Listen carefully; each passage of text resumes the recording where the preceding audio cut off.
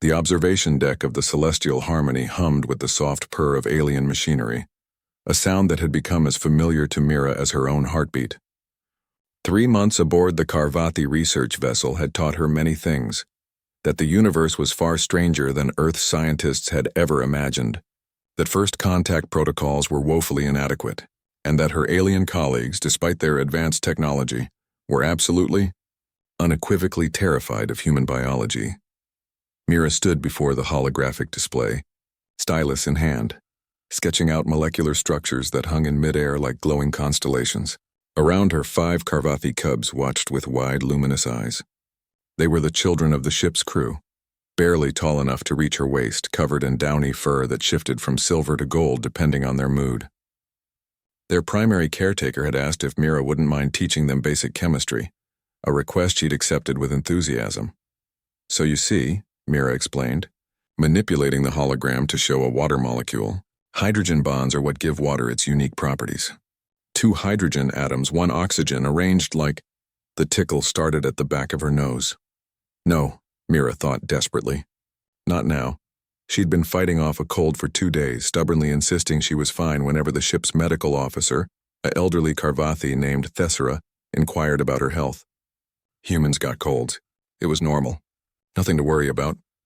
The tickle intensified. Mira's eyes began to water. She could feel it building, that inexorable biological imperative that no amount of willpower could suppress. The cubs continued staring at her, their head-tails swishing with curiosity. "Excuse me, Mira managed, but it was too late. Achoo! The sneeze erupted from her with the force of a small explosion. Mira doubled over, her hand flying to her face, stylus clattering to the deck floor. The effect on the cubs was instantaneous and catastrophic. Vec, the smallest of the group with fur that blazed bright orange in alarm, released a high-pitched trill that Mira had learned meant danger. He bolted toward the door, his tiny legs pumping with surprising speed. "Human biological emergency," Vec shrieked in his species language, the translation implant in Mira's ear rendering his panic in crystal clarity. "The human is expelling matter! She's fragmenting!" The other 4 cubs erupted into chaos. 2 of them dove behind a console, trembling. Another pressed himself flat against the floor. Fur turned pure white with terror. The 4th grabbed the emergency communicator and began frantically chirping into it. "Wait, no, I'm fine," Mira called out, but her voice was lost in the pandemonium. Vec had already disappeared through the door.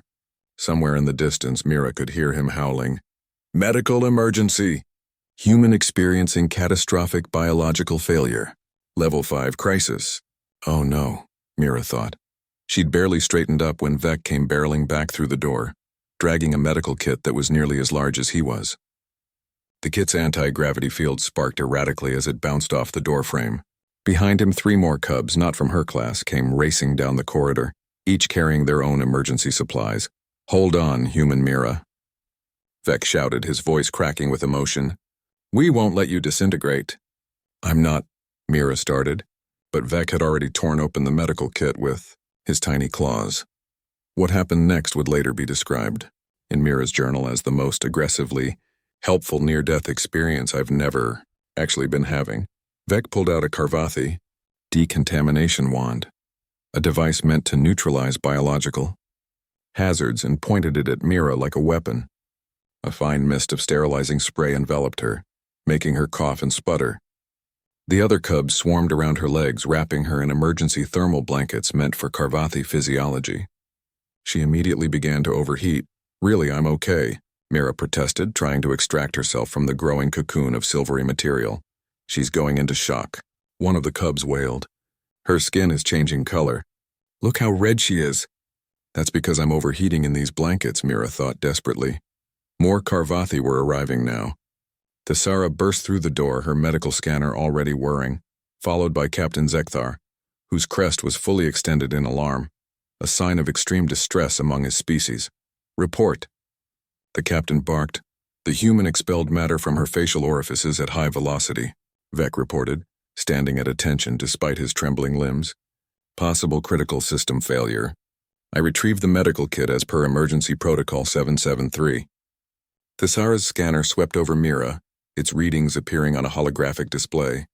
The elderly doctor's fur slowly settled from alarmed spikes to cautious smoothness as she reviewed the data. Mira, Thesara said carefully, her voice carrying the weight of someone who already suspected the truth. Did you sneeze? Yes, Mira said, finally managing to extricate herself from the thermal blankets. She was sweating profusely. It's just a sneeze. A very normal human thing. I have a minor cold. A common viral infection. It's not dangerous. The observation deck fell silent. Not dangerous, Captain Zekthar repeated slowly. Humans expel biological matter. Regularly, Thesara added. For fun? Squeaked one of the cubs. Not for fun, Mira clarified, resisting the urge to laugh at their expressions. It's a reflex. When our nasal passages are irritated by illness, allergies, or dust, our body forcefully expels air to clear them. It's protective, not destructive.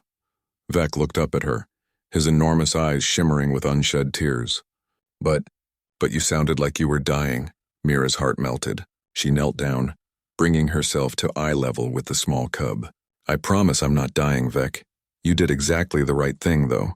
You were so brave, running to get the medical kit. Thank you for taking care of me. Vec's fur cycled through several colors, orange to yellow to a pleased rosy pink. Really? Really, Mira confirmed. She looked around at all the assembled Carvathi. I should have warned everyone that humans sneeze.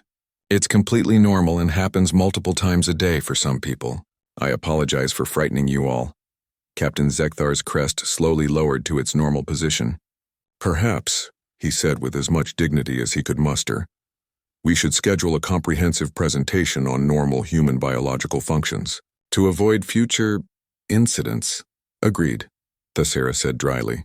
She fixed Mira with a stern look. And you, young lady, are going to the medical bay. That minor cold needs treatment. Before you give these cubs heart failure.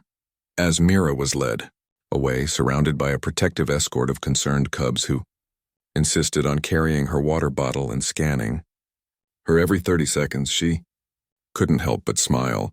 Humanity had reached the stars, had made contact with dozens of alien species, had proven themselves capable of complex mathematics and faster-than-light travel. But sometimes the most human thing of all was being cared for by those who saw our fragility and loved us anyway, even if they did overreact to a simple sneeze.